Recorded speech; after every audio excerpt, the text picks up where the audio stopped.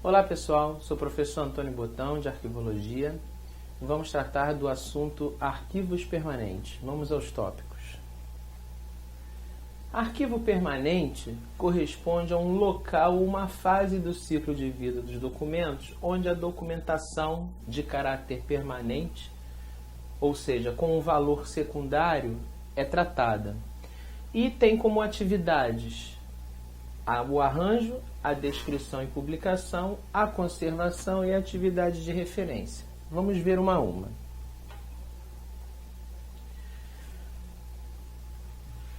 Primeiro, antes da gente ver a atividade de arranjo, é importante mencionar princípios que são observados para o tratamento dos documentos em arquivo permanente. São eles o respeito aos fundos ou proveniência, e também a questão da ordem original, que é manter a ordem dos papéis na primeira e segunda idade, ou seja, da corrente para a intermediária, para quando chegarem na terceira idade, eles poderem ser arranjados a partir de uma estrutura. Então, o arranjo é o agrupamento desses documentos em unidades significativas e o agrupamento em relação significativas dessas unidades entre si. Então, estão vendo que tem uma relação aí entre essas unidades documentais. Isso é que dá o caráter orgânico aos documentos. E aí, a partir de uma estrutura que eu coloco os assuntos de acordo com a competência de quem os produziu, ou seja, a partir de um organograma. Quem produziu o que dentro da instituição naquela época em que os documentos foram produzidos e que estrutura era essa quando esses documentos foram produzidos. Então, a gente chama o arranjo nos arquivos permanentes de estrutural por conta disso, né? Porque existe um organograma no qual a gente vai se basear a partir de uma estrutura vigente à época em que os documentos foram produzidos para arranjar, num sentido intelectual, esses documentos e depois arquivá-los. Então, como nós trabalhamos com a ordenação dos documentos em fundos a partir de um organograma, de uma estrutura, observando a proveniência e o respeito aos fundos, a gente começa fazendo arranjo com uma atividade intelectual, que é observar a partir dessa estrutura o documento quanto à forma, conteúdo e função. Então surge aí o que a gente chama quadro de arranjo, que é um esboço, é um esquema feito a partir de uma atividade intelectual de arranjo de como os documentos, as informações vão estar arranjadas e distribuídas depois em uma atividade física, né? Que diz respeito ao acondicionamento e à localização desses documentos. Tudo isso consta nesse quadro de arranjo. É um mapa do arquivo permanente que diz a partir de uma estrutura e época como os documentos estão arranjados. Então, a questão das atividades em arquivos permanentes se inicia com o recolhimento, né, que tem que ser planejado, tem que ser regular, né, sistematizado com procedimentos seguindo uma ordem em uns procedimentos específicos e tem que ser criterioso. Antigamente, a gente tinha o que chamávamos recolhimento selvagem. Isso não existe mais, ou seja, era o recolhimento sem critério descarregado nos depósitos de arquivo. Então ia coisa que tinha que ir realmente, mas também ia muita coisa que não tinha que ir.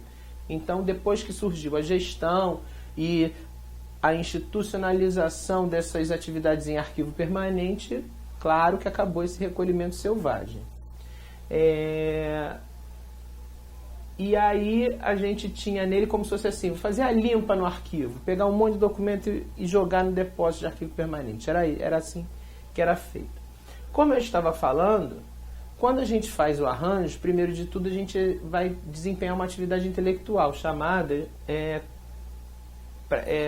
ligada ao que a gente chama quadro de arranjo, que a partir de uma estrutura administrativa da entidade a gente vai arranjar os documentos.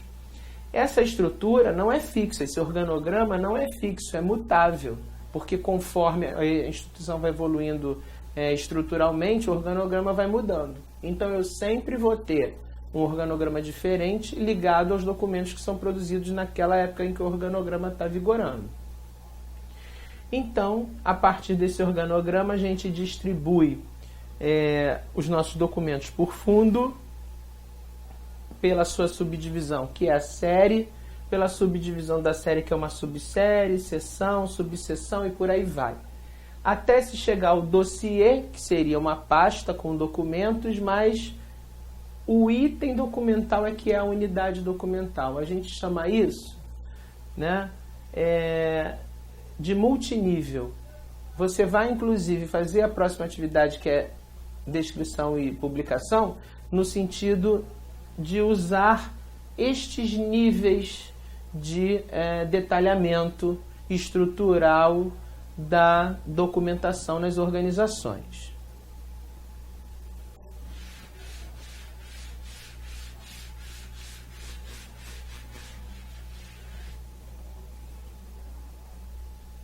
Então, como eu estava falando, né, a gente tem os níveis de organização da informação. Isso vai impactar nessa atividade aqui, descrição, também chamada descrição e publicação, porque descrição é para publicar, é para publicação e, consequentemente, divulgação, papel principal, né, de disseminação da informação exercido pelos arquivos permanentes.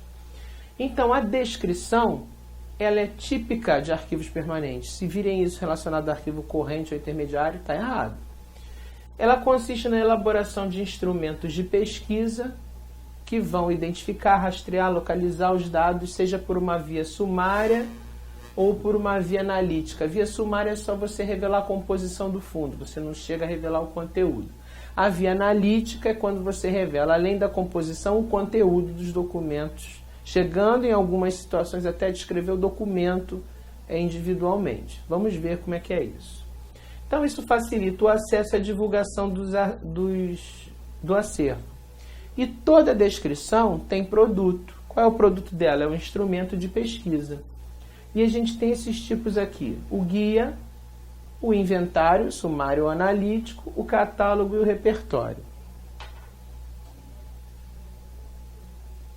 Quais são os fundamentos teóricos para se fazer uma descrição?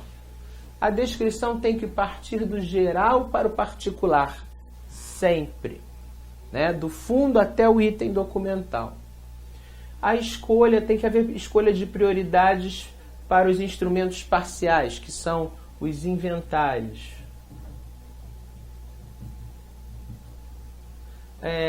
Tem que se criar modelos para descrição, ou seja, vai ser sumário, vai ser analítico, vai ter verbete, notação, padronizações. Também tem que se proceder estudos técnicos para se constituir uma metodologia de desenvolvimento dessa descrição e a equipe que vai descrever. E uma planificação, ou seja, quanto tempo vai demorar, um cronograma, né, estabelecido, e as metas tarefa. Então a descrição é pensada dessa forma antes de ser executada. Tudo isso tem que ser considerado antes de se proceder à descrição. Aqui estão os instrumentos de pesquisa, produtos provenientes da descrição. Então a gente tem aqui o primeiro, aliás, diga-se de passagem, a instituição não tem que fazer todos esses ou fazer nesta ordem. Mas se tiver que adotar um critério para se começar descrevendo, né, se ela não tiver um público muito seleto ou diferenciado, for uma coisa mais heterogênea, o ideal é que ela faça este aqui, o guia. Mas não é que o guia tem que ser depois seguido por um inventário e por aí vai. Vai fazer o que melhor enquadrar na necessidade de pesquisa que os usuários dela manifestam, que os usuários do arquivo permanente manifestam em consultar em termos documentais. Então isso vai impactar também na escolha do instrumento de pesquisa produto dessa atividade de descrição. Mas vamos às características deles. O guia é o instrumento mais genérico que existe, mais abrangente.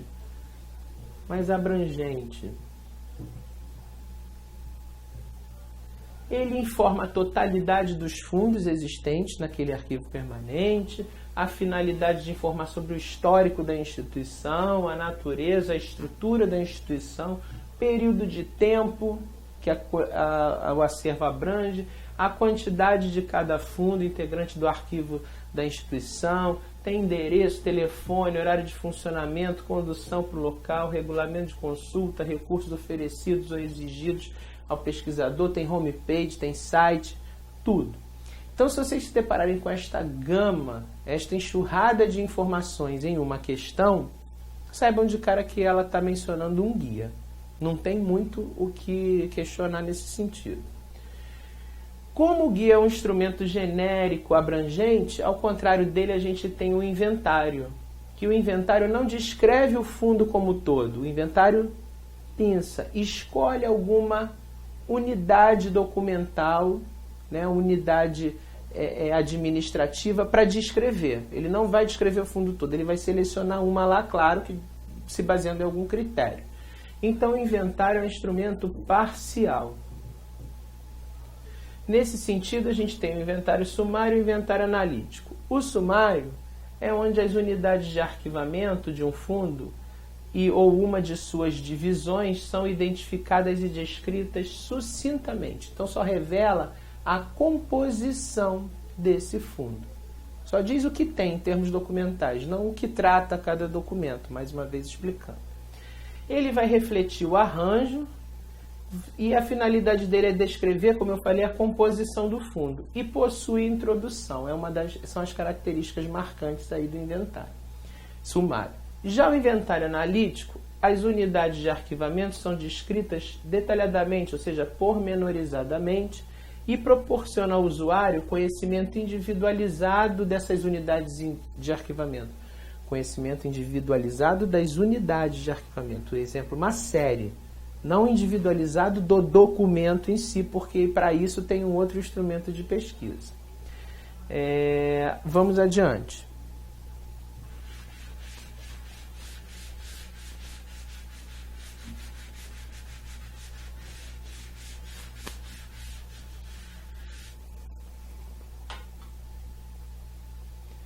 O catálogo. O catálogo já é um instrumento de pesquisa que aborda um tema. Ele é temático, ele também pode abordar uma época, né? Cronológico, onomástico, por nomes, né? Uma pessoa, a vida de uma pessoa, ou geográfico, um local. Ele vai incluir todos os documentos pertencentes a um ou mais fundos. É uma descrição pormenorizada e a finalidade dele é agrupar documentos que estão em vários fundos que versem sobre o mesmo assunto, falem de uma mesma época, digam respeito à mesma pessoa, etc. Já o repertório é parente do catálogo, né? Ele tem esse apelido aqui que pode aparecer na prova, catálogo seletivo. Ele também vai descrever pormenorizadamente documentos previamente selecionados em um determinado tema, uma época, falar de uma pessoa.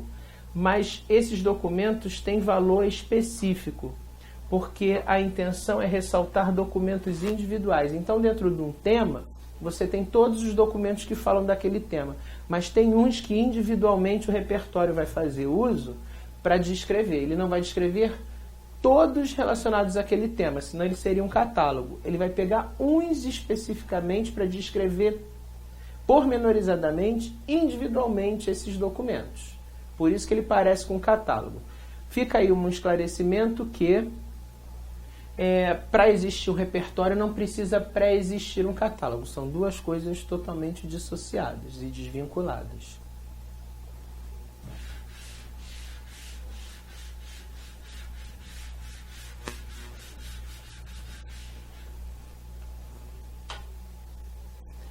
Aqui vamos tratar agora de instrumentos de pesquisa auxiliares, né? Vamos falar do índice. É um instrumento de pesquisa auxiliar, que consiste numa lista sistemática pormenorizada que remete o leitor ao contexto onde se acha inserido o termo indexado. Ou seja, uma lista onde vai ter do lado a localização daquele documento, daquele termo, perdão, lá na obra, lá no instrumento de pesquisa, no guia, no catálogo, no inventário, no repertório. Então, ele pode ser parte da obra, né, vir no fim, ou ser publicado separadamente se ele for muito extenso. Já a tabela de equivalência também é um instrumento de pesquisa auxiliar que dá equivalência de antigas notações, né, antigos símbolos que eram usados remetendo ao termo atual que está sendo usado em virtude de alterações no sistema de arranjo. Porque as classificações vão mudando ao longo do tempo, perfeitamente normal.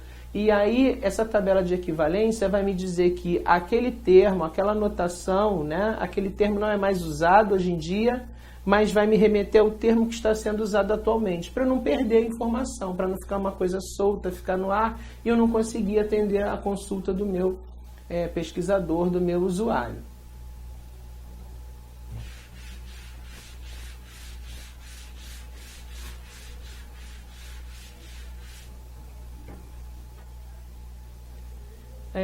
Outras atividades dentro de arquivo permanente são as atividades de conservação e de referência.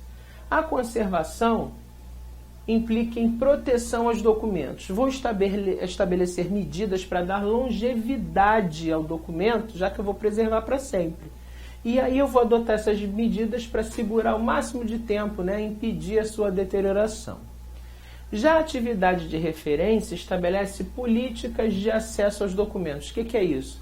A forma como vai se acessar aqueles documentos. Se tem dia, se tem horário, se tem documento que pela fragilidade do suporte não pode ser manuseado pelo usuário, mas pode ser por um técnico especialista que vai saber como mexer, como manusear aquele documento. Se tem que usar um equipamento, máscara, óculos, luva, ou se vai se acessar o documento, a informação por via de um microfilme, o original não pode ser acessado, não pode ser mexido. Tem documentos que podem ser reproduzidos, outros não, questão de direito autoral e questão até de sigilo também, que podem ter alguns que estejam sob sigilo e por aí vai. Então essa é a atividade de referência, estabelecer a política de acesso a esses documentos dentro dos arquivos permanentes.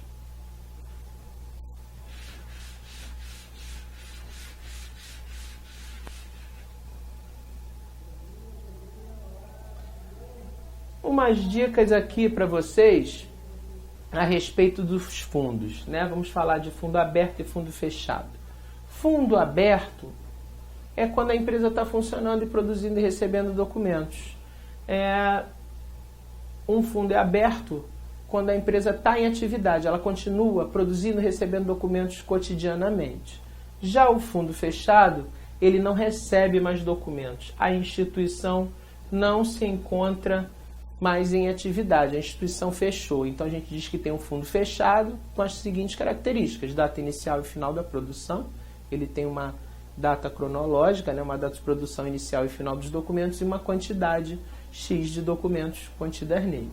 Se a gente encontrar documentos desaparecidos de um conjunto documental, primeira coisa que a gente tem que fazer é verificar a origem dele. Aí a gente pode colocá-los no fundo ao qual ele pertence. Isso daí não é uma adição indevida, e sim devida, pertinente. Então não fere de modo algum o princípio de respeito aos fundos.